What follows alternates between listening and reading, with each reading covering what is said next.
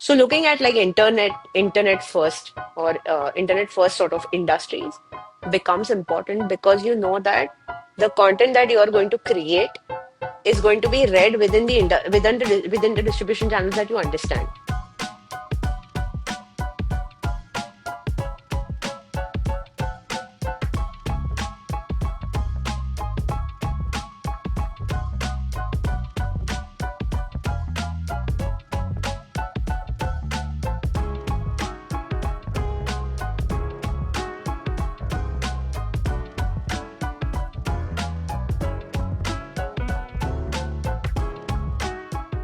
My next section, Disha, and this is one section I'm supremely excited about because I introduced it this season. Uh, it's more from, as a hiring manager, what are some perspectives that you could share? And the first question I have with this particular point is, this is advice for freelancers. So we work with a lot of freelancers, we are friends with a lot of them. And one thing that I've very commonly encountered in these conversations is a lot of them want to move in house after having worked in freelance capacity for like a lot of years.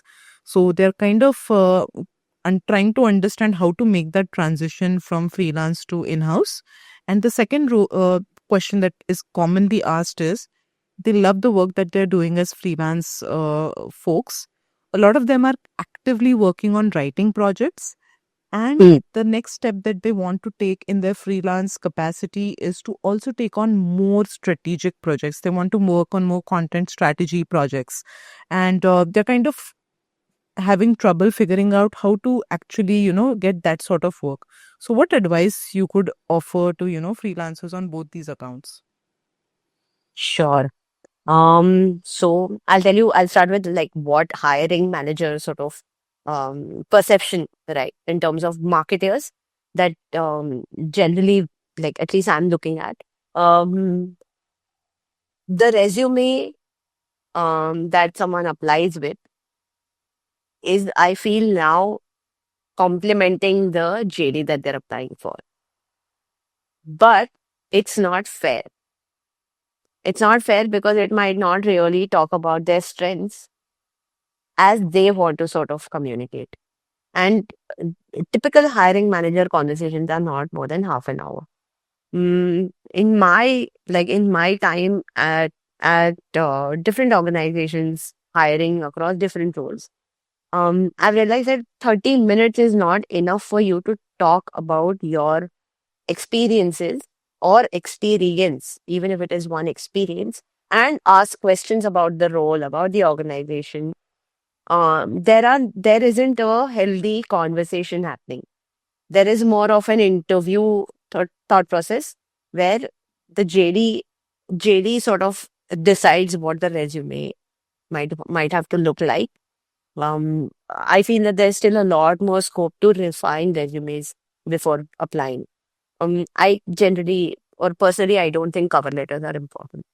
I feel your resume, yeah, like I feel that your resume or two-pager or a three-pager, wherever sort of you included that, should explain your work, your the tasks, the success that you've seen, right? Like what has worked for you in your work.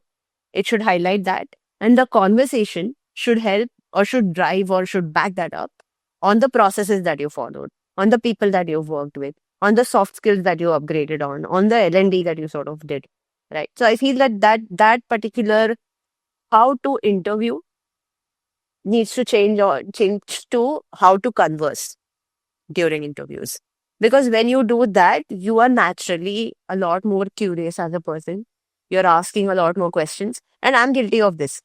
Okay. I go unprepared in conversations because I've looked at the JD. Right. And I've not asked enough questions. Um, and then either I've gotten the role and then I've sort of wondered, okay, why did I not ask this before? Or I've not gotten the role and I've still wondered that I should have asked these questions. Right. So it becomes all the more important when you're sort of growing in your career to come with questions and to come with the industry understanding that you're applying to.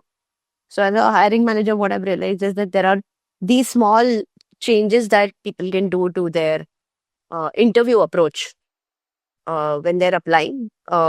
Because it's more than an application. It's you dedicating 40 to 50 hours of your week to work in a place that is supposed to be helping you grow professionally, earn well professionally, that is responsible for your physical, mental, and emotional health altogether, and that you are trusting your 50 hours with, and vice versa, right? That I represent the organization as the hiring manager. I don't represent content marketing as a function. I don't represent myself. I represent the organization. So if I am the organization, you want to come with conversations or questions that are around the organization, helping you shape your career. So one question that, like for example, one question that I've actively started asking whenever I'm hiring here at Brightpath is, what is your next 1 to 2 year look like? This is based, of course, my personal experience as well. That if you know what your next 1 to 2 years are going to look like, be it soft skills, be it hard skills, be it theory, whatever you want to like think about, right? Take a minute or two and think about what you want to do in the next 1 to 2 years. So that organizationally, we are already in tandem with what you want to work towards. If not, then we figure out either another role that we might be hiring for, or you are just not the right fit right now for the organization, right? But creating a JD or creating your resume in par or at par with the JD might not always be the best approach, because when I'm going through your resume and if I see, or your profile, and if personally I as a hiring manager see that there are a lot of keywords that you've added, then I know for a fact that you have not done these things, maybe, right? There is some mismatch, because when I'm conversing with you, you might not be able to go into detail of those accomplishments per se, right? So like I feel that would be important to relook at in a way. Mm, in a way, right? Then the first point where, could you repeat the first question? No worries. So the question. So firstly, I think that all the things that you shared right now, Disha, they kind of help me understand the hiring philosophy that you have, and what are the things that you look for as a hiring manager. So this was definitely like a question that I was going to cover a little ahead in our conversation. No, but I'm glad we covered it right off the bat. I think my specific question was more centered around freelancers. So if I'm Sure. a freelancer and I want to move in house, I've worked 3 years, I've been working in freelance capacity, I move in house. What do I do? Or if I'm a freelancer, I'm happy doing my freelance stuff, but I want to take on more strategic projects and Strategic non-strategic roles. Yeah. projects. What do I do? Yeah. Yeah. Thank you. So to answer like the first part, right? Um, Contrary to what I have, sort of, what I sort of believe as content creators, that we might be working across different industries when we are freelancing, because we want to acquire more experience, right? But when you are trying to apply for a role full time with an organization, experience coming from an area of expertise is going to help you put that first step in the door, take that first step in the door a lot easier than you being a generalist writer. So, narrowing down your area of interests would be important, and then applying to the organizations where you've outdone yourself in terms of area of interest would be another thing. What I've also realized is freelancers, maybe this is more of a industry industry being built this way, um, right? And it's not on the freelancers itself. But I feel that freelancers are not given an insight into how their resources are performing. Okay. So if I, as a freelancer, am creating content for a brand and I'm delivering that, but I'm not really thinking about how that is performing, how that is adding to the brand, then I'm not justifying the effort that I'm putting for that particular, and I'm not widely overpaid. Okay. The reality is that freelancers they're not maybe even optimally paid for the effort that they're putting in. But for the effort that you have put in, it's important to ask the brands that you're working with. And it's, of course, the onus is on the brands themselves as well. To highlight someone else's work, to highlight the freelancer's work just as much as they would do internally. Right. So if I'm working with a freelancer and I see that their resources are helping me rank on the first page of Google, I would want to highlight that because I know that that's going to help. That's only going to help better the output. The more I discuss metrics and being data driven makes, I feel that that's just a base of marketing. That being data driven makes your conversations a lot more productive. So being creative is one part of your job, but being data driven becomes an even more important part of your role, right? So that is as a brand as well as a freelancer. So as a freelancer, if you're looking to move, like to sum up this answer, right? As a freelancer, if you're looking to move from a freelancing capacity to a full-time capacity, A, document all the work that you've done. B, document what from that has worked out and how, right? And C, ensure that your areas of expertise are in line with what you're applying for. So if you have written for financial projects, don't apply for D2C.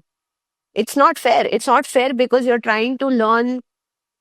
A, the organization is hiring for people with experience. B, you're trying to learn a new industry altogether. So no matter how much homework you do before a particular interview, you might not be able to justify it just as well, right? So maybe the way to stand out is the way to is you sticking to few things that you're good at and not being good at everything, right? And when you say that you're good at something, you want to focus from creation to analysis. That will also help answer the second question, that when you're thinking about creation to analysis, right? You're by default thinking about distribution. You're by default thinking about, hey, where do I want my resources to go out? Can I have this conversation with the brand POC? Can I ask them these questions? Hey, I've written this blog. Can you please push it on social media? I'll also reshare it. Right. So thinking about building strategy in as a content marketer working for a full-time role would be important, or the way I see it, it might become important for you to have those strategic conversations with your customers or with the clients that you're working with. Okay, hey, I know that I'm a writer, but if I have to think about this particular resource as a marketer, these are the 4 points I suggest that you do with this resource. That's a welcome change for a brand that you're working with, right? That helps build trust right off the bat. Okay, this person is invested in my brand and they're not just thinking about, and I feel and maybe I'm not going to be liked about this, but I feel that working with multiple agencies is not a good idea because agencies end goal. And when I say agencies, it could be like just content agencies, right? Just content creation brands. Their end goal is output. Their end goal is not quality. They might say that we give you top quality articles, but without you understanding the product or asking questions, there's no way you can write top quality articles.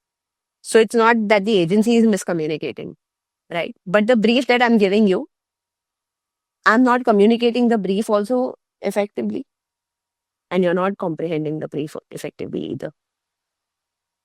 So maybe working with a lot of partners where you're just creating content, and if you're comfortable with that, great.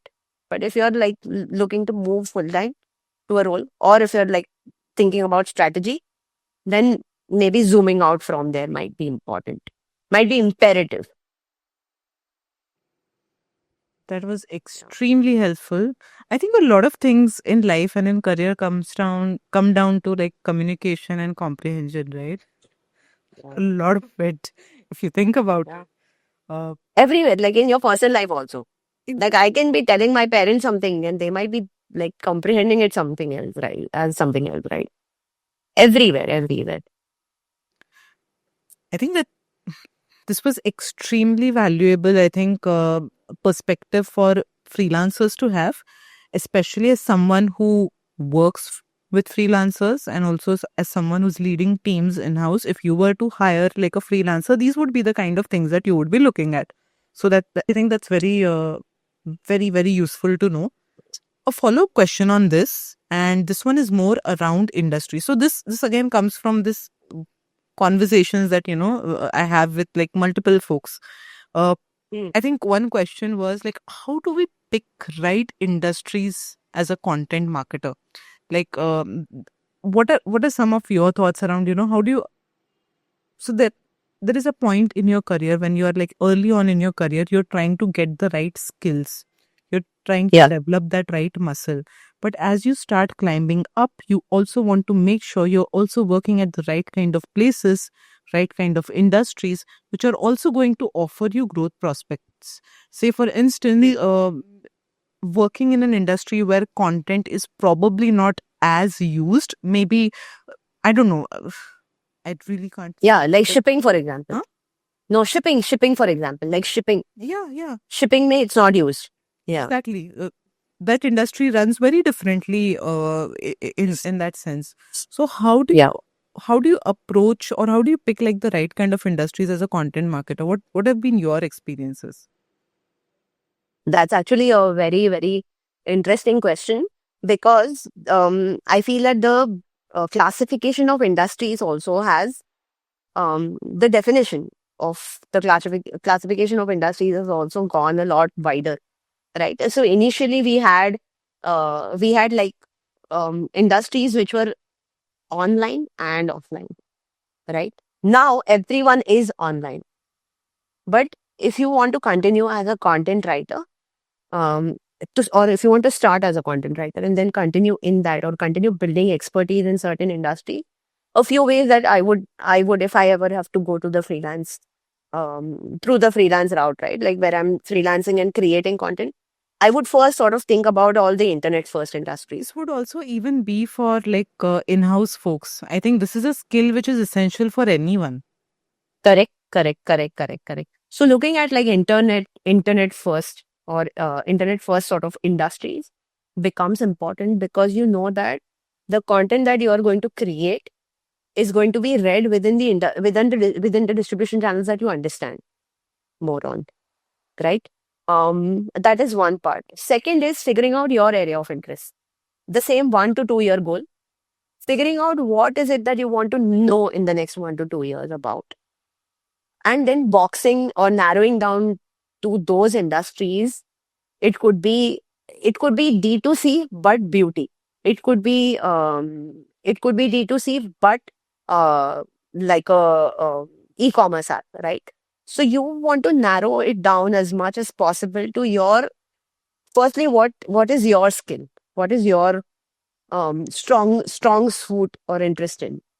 And then if time permits, if you have enough bandwidth, is when you sort of venture into industries that you might not really know about very well. For example, Web3. I know nothing about Web3 in detail.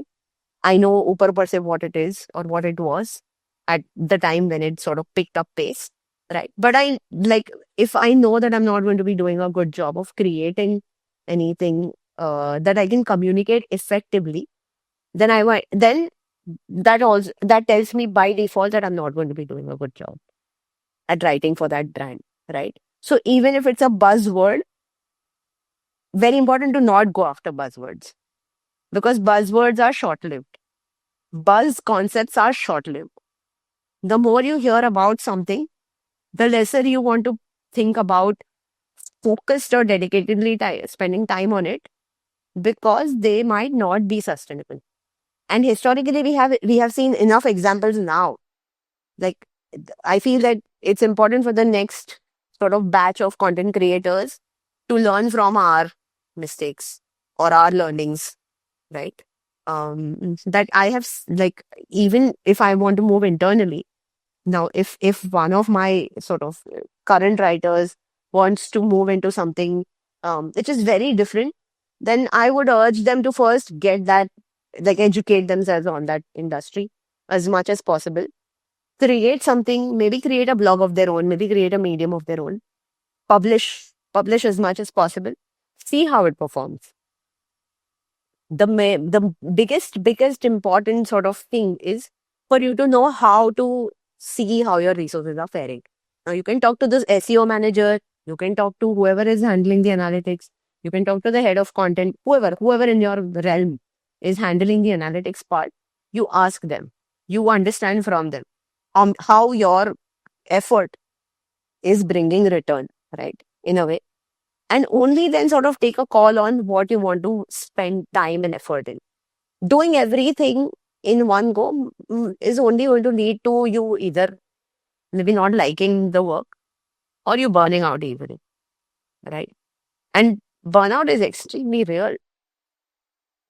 Creation burnout is extremely real because that's what is expected of the role as well. Right? Yeah. No, I think that makes a lot of sense. And I think these are very useful insights to even understand how do you explore industries, how do you approach like industries. This is all about getting more strategic in terms of choosing the places that you can work at and also deliver like your Correct. best impact. Correct. It Correct. comes Correct. down to that, right? Correct. It's both these things. Uh, And definitely knowing what you don't want to do. I think that should be life advice number one. Definitely knowing what you can't do. Don't go and overpromise that, hey, I'm going to be able to do this. Because why are you lying to yourself? you're just Right? creating problems for yourself, which are going to probably come and bite you back in a way Yeah. more. And challenge yourself in something you know. Right? Challenge how am I going to rank for whatever industry I'm interested in on like the impossible task of showing up on the first page of Google now, especially now, right? When everyone is trying to create like similar content, like challenge yourself there instead of challenging a new industry. Sorry, I interrupted now. No, that's all right. I think you're right on so many counts when it comes to that. Uh, I think a couple of questions left in this section, like before we move on to the final one. And so one was around what are some red flags that content marketers should truly keep an eye out when they look at JDs? Because I think you can understand a lot about the company, about the role when you look at a JD. So what are Yeah, your what would you recommend over here? got it. So I feel that a JD can tell you to do everything. Right. A JD is maybe created at an organization, depending on the brand, depending on the scale of the company, uh, is is how a JD is structured. So if it's a startup, most likely it's a JD that involves all the buzzwords again.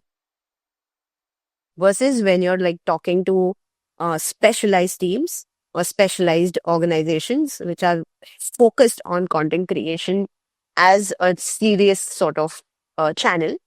And content creation, like you said, right, that and I agree with that thought that content forms the content culture needs to exist in an organization. The same way, then there are some like cultural values that are imbibed in an organization. Content is a part of the culture that forms the organization because you speak brand.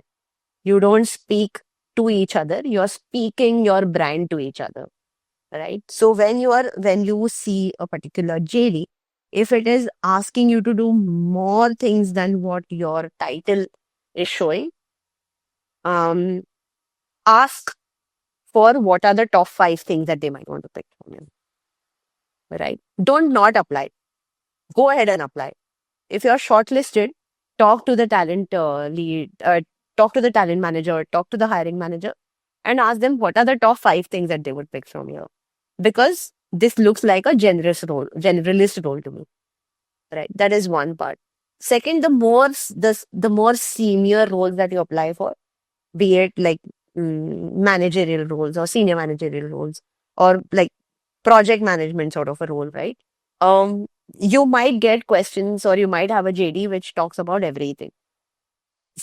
Same sort of process where you're asking for what are the first, like what do my 30, 60, 90 days look like, right?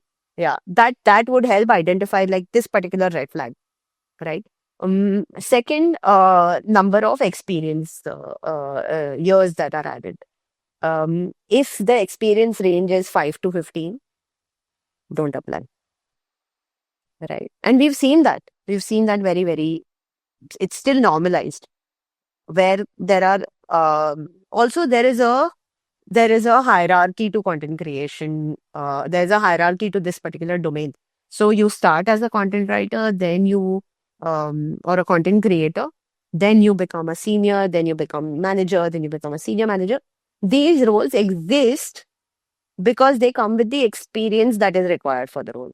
So if you see someone is hiring a content lead role and then saying that they require 3 years of experience, rest assured you're going to be doing everything and you're not going to be paid optimally, right? Yeah. So content lead cannot be 3 or 4 years of experience. So think about that as a conversation that you might want to have, or just not apply for the role, either or. But if it is a lead role, it just cannot be a 3 to 4 years. If it is an expert role, if it is a specialist role, same thing. It cannot have lesser experience range and expect you to be specialists at that. So asking like those questions or figuring out like those red flags become very important. Because I also feel that JDs, unless they're created by the hiring manager themselves, reviewed, approved, following the brand guidelines, which at least like fortunately I've worked with companies where like this has not been a blocker per se, right? But having worked in HR tech, I can tell you that this is also how JDs are formed, right? Where JDs are formed in a way where it's not a well thought out exercise altogether, because there's so much pressure to scale up that these nuances might be missed. So figuring out or working with hiring managers on JDs become important. Getting only those JDs pushed out. Frequent changes also. Like all those changes need to reflect on whichever portal you are hiring on. So this is just from like a brand perspective. But from a person who is applying perspective, I would say that if the JD looks off, and always trust your gut. If the JD looks off, don't apply. There might be a job shortage, but then figure out how you want to maybe showcase your work on different platforms. It could be freelance platforms. Like going back to the freelance conversation, right? That if you feel that your creation is not converting to strategy, even though you're trying to understand more of the work that you're doing, go ahead and create an account on Upwork.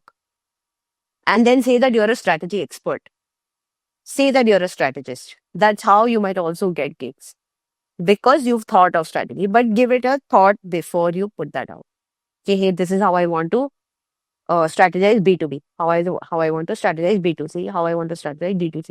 And all of these things can be templatized across the industries in a way, because there are only certain channels, there are only certain ways that you can distribute those resources on those channels, right? So there are templates that exist, there are conversations that you can have with people as well. And then sort of pitch yourself in that way. But the red flags I feel are more around years of experience and you expected to do everything. I think Definite no. yeah, and I think those are like definite concerns that even anyone who's trying to apply for roles also has. They're like, okay, it just looks like a laundry list, and Yeah. the years of experience are not matching. So yeah, definitely trust your gut on that. There were some really interesting points in this particular, response that you covered. I think it's important that more people think and review of job descriptions in this manner. Like not just go and blindly apply, but also do a bit of your own due diligence. Yes. I mean, Yes. that's the way you have to like take things ahead. I think my next question and the final question for this section is around as someone who has their own team, as someone who's built teams from scratch, how do you view side hustles? Like, what are your thoughts on side hustles? And I know that a lot of companies are also okay with their employees going and trying out different things in a way to, gain new skills and all. So, how does someone, if say, like someone wants to do like a project on the side, they have a full time role, how do they even approach that conversation with their existing company? Got it. Got it. So I'm um I'm not advertising this as a like a to do, but I feel that again the transparency of communication here helps, right? As long as your full-time role or the work that you're doing in a certain organization is not affected, your output is not impacted. I personally I feel side hustles are okay. Especially when you're able to creatively demarket that, hey, I'm working for something full time, but my part time role involves more, mm, more creative efforts. It involves more of what I'm not able to do in my day to day. Because when you're working in a full time role, right, you're, even though you, whether you're working as a manager or an IC, a lot of your day is defined by what is required by the role, right? So, in some way, you are directed towards the output.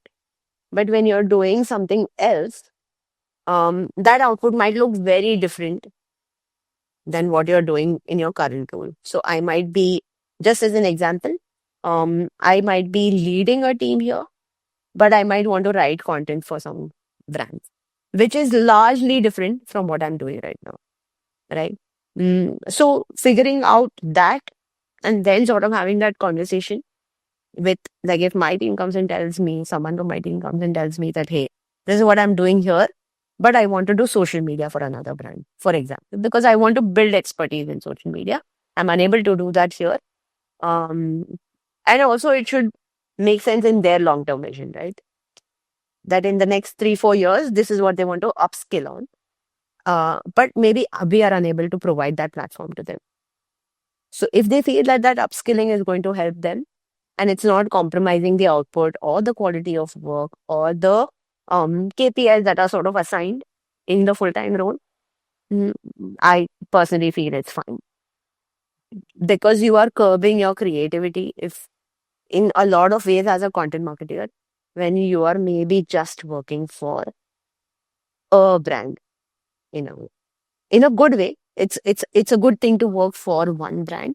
But if you feel that, it's becoming mundane, it's becoming monotonous, then it's important to have the conversation that you want to spice up your career in a certain way, so that, like, if there's anything your manager can help you with, they will help you with that.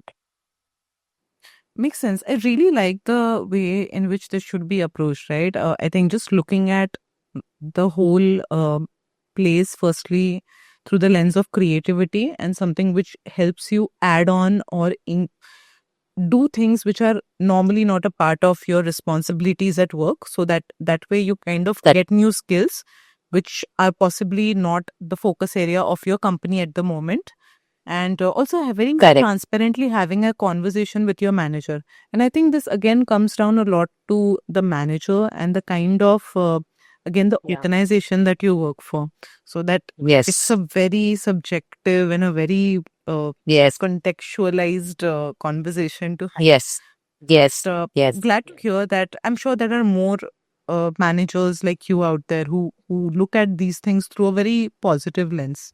So Yes. thanks for Yes. sharing that, Disha. Disha, we've had like a fantastic conversation. It's kind of hard to believe we have been chatting for such a long time. And okay, as a way to kind of round up the conversation, conclude this conversation, 15 years in content marketing, 15 years as a specialist, 15 years as working in different industries, in different capacities, building from ground up, inheriting a team, a whole bunch of things. You've done so many things. What are some career reflections or takeaways that you would like to share with the audience? What career advice you believe like are so strongly grounded and from your own experiences that you would like for the audience to hear? Cool. I think thank you for summing that up. It feels like a long time, but I also remember my day one of Pact very, very vividly. It's my first job very vividly. Um, and my yesterday, like my Friday also extremely, extremely vividly. So it doesn't feel like it's been that long, but also that's also because reflecting on the people that I've worked with, Nita. Like that's it. Like I would attribute whatever I have grown into um to like the people that I have worked with, the people that have pushed me to think in a certain way, to grow in a certain way, and then ensuring that I am sort of in tandem with what is being given as suggestions and advice. Right? Taking them constructively, taking them productively, not really letting a lot of emotional knee-jerk reactions sort of decide my day. Being extremely deliberate about what I want to be doing, but definitely what I don't want to be doing and communicating them effectively.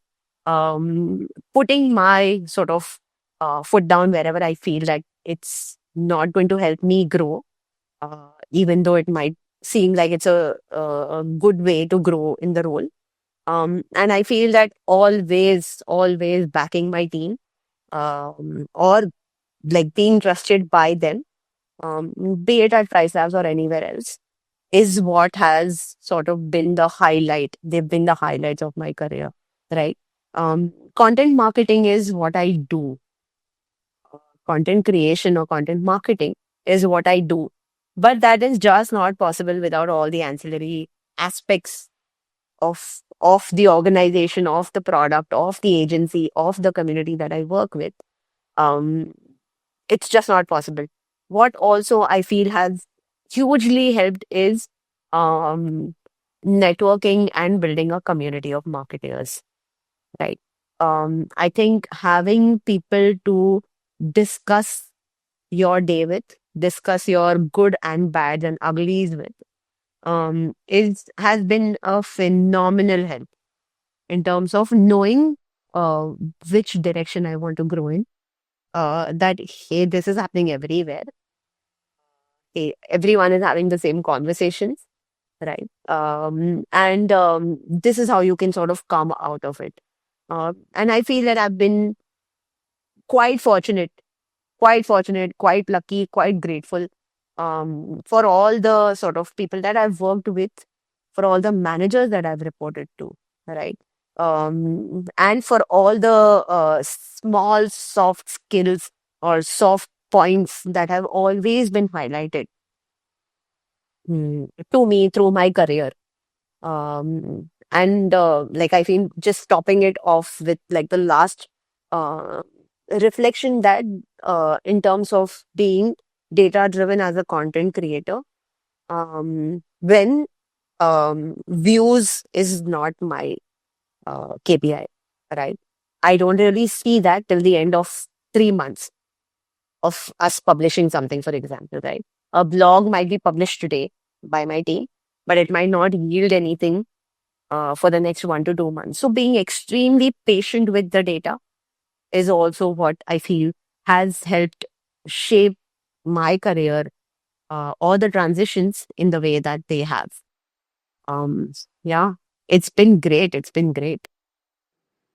Thank you so much for sharing that, Disha. It was so many interesting, so many. I think I took quite a few things away from this as well. I think it comes down to doing things, knowing what you don't want to do. I think that, and also the difference between communication and comprehension. I don't think it's ever going to go out of fashion, even though we are like 30 years in Yes. our career. It's always Yes. going to exist. I think it might even become more and more important with AI coming in, because Yeah. we need to be even better as communicating and doing it IRL or doing it on like via email, whatever it is. Yes. Thank you so much for your time today, Disha. You. I had a blast. We couldn't have celebrated women's day Weekend. in a better fashion. Same. Thank you for having me. Great, great. I'm quite ticked. Thank you.